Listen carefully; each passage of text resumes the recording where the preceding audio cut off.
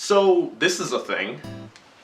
Halloween isn't just about being scary anymore. I'm sure we can all envision a time when Halloween meant three things: candy, jack-o'-lanterns, and dressing up in spooky costumes. Oh, and of course all of those Halloween TV specials like Peanuts and Garfield. Oh, that Garfield special.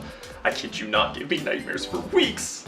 I mean, pirates are scary enough, do they have to be ghosts too? But I feel like year after year it becomes more common not to dress up as something necessarily scary, but just to dress up as anything. Most commonly as characters from your favorite media, like Indiana Jones, any of the Power Rangers, all of the Power Rangers. Pikachu? And I know, obviously people still dress up as witches, ghosts, and all of the classics. I'm not suggesting in any way that Halloween will ever be devoid of any sort of evil, ghoulish monster mashery. I just think it's really interesting how much modern media influences Halloween. I mean, let's go back to where some of these modern Halloween customs kind of came from. About 2,000 years ago in Europe, the Celts celebrated their New Year's Day on November 1st, and they called it Samhain. And on the evening before, all hell broke loose. I mean, literally, demons from hell broke loose and roamed the earth for that one night.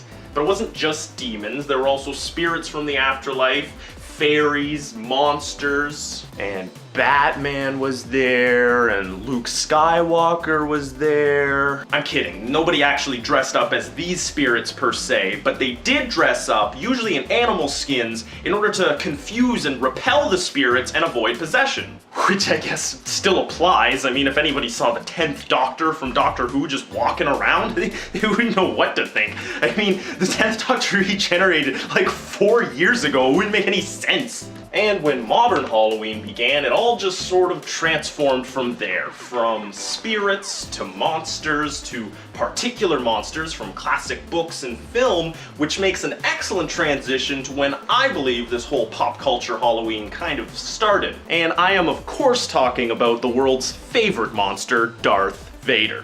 This costume represents both a tribute to one of the most memorable characters in all of film, and also a pretty scary guy. I mean, he's got the scary, low James Earl Jonesy voice. He has mind powers that he uses to strangle his subordinates to death. To death? The guy blew up a planet. You want to talk scary? Apocalypse? Is that scary enough for you? And then we fast forward to modern day, where last year in 2012, 70% of all Americans celebrated Halloween, as in they all spent money on it. In fact, of all of the money spent on Halloween, it averages to about $80 per American. And you know what most of that money goes towards? You guessed it. The costume, and good ones can run at about $100+. I mean, this is like 20 bucks, 10 bucks. This thing costs like 40 bucks for this pen. And of course, these statistics don't take into account people like me that bought their costume from thrift shops and various Nerdtopia stores. And I'd say most people shopping at thrift shops for Halloween aren't looking for, let's say, a dragon costume. You can't just put one of those together with various pieces of clothing. You gotta buy the whole thing. I mean, in recent years, 2 of the best-selling Halloween costumes have been Batman and the frickin' Angry Bird. And of course, the occasional Angry Bat. It's not who we are underneath, but how many tries it takes to knock down that flimsy house that defines us. And you can imagine why these costumes are a little bit more prominently advertised. I mean, who's getting the profits for that pirate costume? The retailer and the manufacturer. I mean, nobody owns the rights to pirates. Actually, Disney's pretty close. And who's getting the profits for that Darth Vader costume? No. No. No. That's the guy. So their advertising budget is a little less of a budget and more of a big ball of endless amounts of resources and energy that they just have to harness and channel toward. Well, you get the idea. So yeah, I just think it's kind of neat how Halloween, in addition to being about trick-or-treating and all sorts of spooky haps, is also just sort of a celebration of nerd culture. And hey, I can always go for that. Hey everyone, thank you so much for watching. I really hope you enjoyed my Halloween special, I guess you could call it.